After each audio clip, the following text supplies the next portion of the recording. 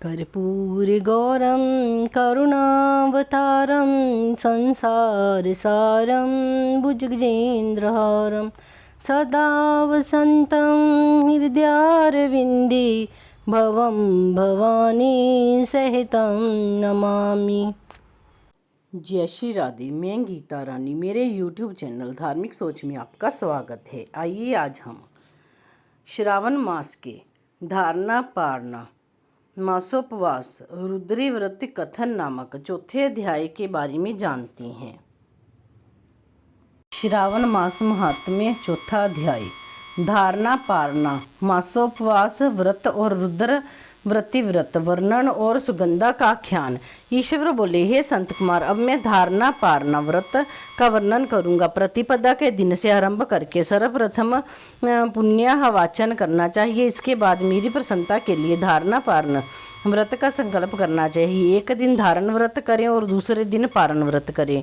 धारण में उपवास तथा पारण में भोजन होता है। श्रावण मास के समाप्त होने पर सबसे पहले पुण्य वाचन कराना चाहिए। इसके बाद में मानद आचार्य तथा अन्य ब्राह्मणों को वरण करना चाहिए। तत्पश्चात पार्वती तथा शिव की स्वर्ण निर्मित प्रतिमा को जल से भरे हुए कुंभ पर स्थापित कर रात में भक्ति पूर्वक पूजन करना चाहिए तथा पुराण श्रवण आदि के साथ रात भर जागरण करना चाहिए। प्रातःकाल अग्नि स्थापन करके विधि पूर्वक होम करना चाहिए। त्र्यंबक इस मंत्र से तिलक मिश्रित भात की आहुति डालनी चाहिए। इसी प्रकार शिव गायत्री मंत्र से धृत मिश्रित भात की आहुति डालें और पुनः षडाक्षर मंत्र से खीर की आहुति प्रदान करें। तदंतर पूर्ण आहुति देकर होम शेष का समापन करना चाहिए। इसके बाद में ब्राह्मणों को भोजन कराना चाहिए तथा साथ ही आचार्य की पूजा करनी चाहिए। हे महाभाग, इस प्रकार से उद्यापन संपन्न करके मनुष्य ब्रह्म हत्या आदि पातकों से मुक्त हो जाता है, इसके कोई संदेह नहीं है। अतएव इस महाव्रत को अवश्य करना चाहिए। हे मुनि, अब श्रावण मास उपवास की विधि को आदर पूर्वक सुनिए। प्रतिपदा के दिन प्रातःकाल इस व्रत का संकल्प करें। स्त्री हो या पुरुष, मन तथा इंद्रियों को नियंत्रित करके इस व्रत को करें। अमावस्या तिथि को लोक का कल्याण करने वाले वृषध्वज शंकर की अर्चना पूजा षोडश उपचारों से करें। तदंतर अपनी सामर्थ्य के अनुसार वस्त्र तथा अलंकार आदि से ब्राह्मणों का पूजन करें, उन्हें भोजन कराएं तथा प्रणाम करके विदा करें। इस प्रकार से किया गया मास उपवास व्रत मेरी प्रसन्नता कराने वाला होता है। हे संत कुमार, मनुष्यों को सभी सिद्धियां प्रदान करने वाले लक्ष्य संज्ञा व्यापी परिमित रुद्रव्रति व्रत के विधान को सावधान होकर सुनिए।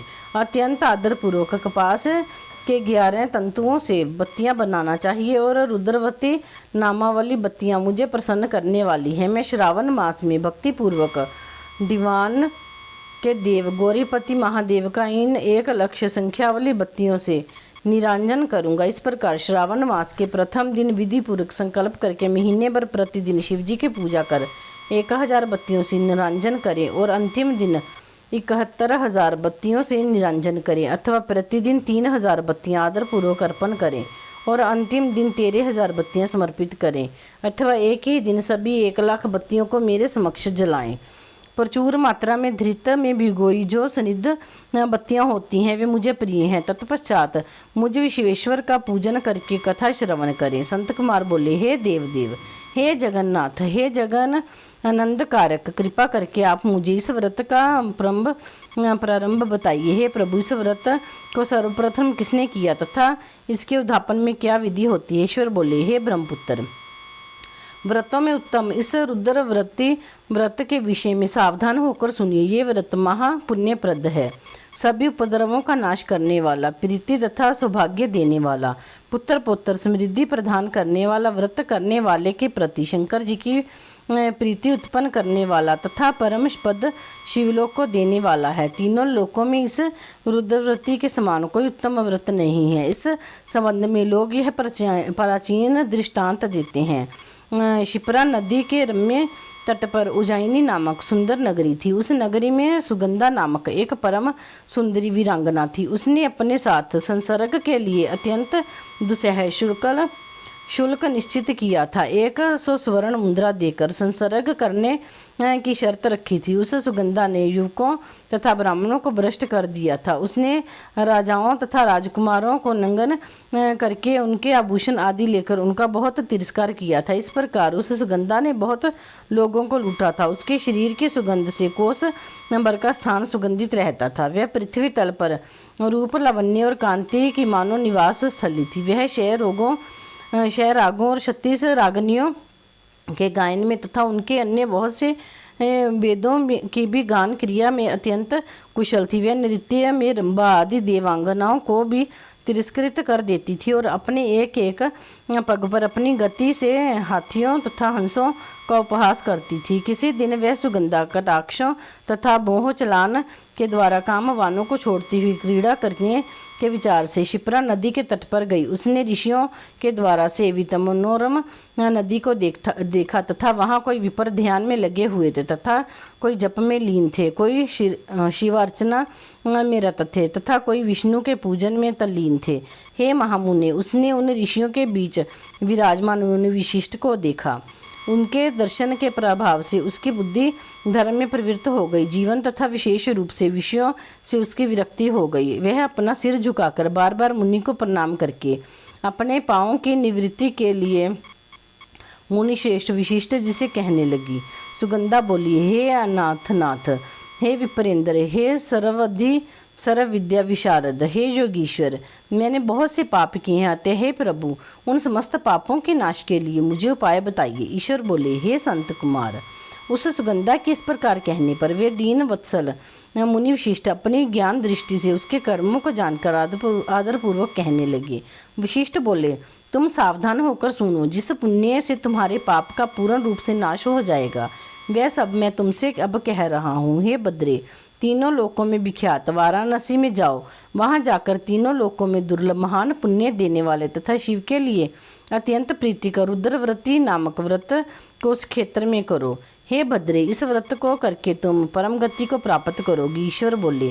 तब उसने अपना धन लेकर सेवक तथा मित्र सहित काशी में जाकर विशिष्ट के द्वारा बताए गए विधान के अनुसार इस व्रत को किया। इस प्रकार उस व्रत के प्रभाव से वह सशरीर उस शिवलिंग में विलीन हो गई। हे संत कुमार, इस प्रकार जो स्त्री इस परम दुर्लभ व्रत को करती है, वह जिस अभीष्ट पदार्थ की इच्छा करती है उसे निसंदेह प्राप्त करती है। हे सुरवर्तर, आप सब मणि कवर्तियों का महात्म्य सुनिए।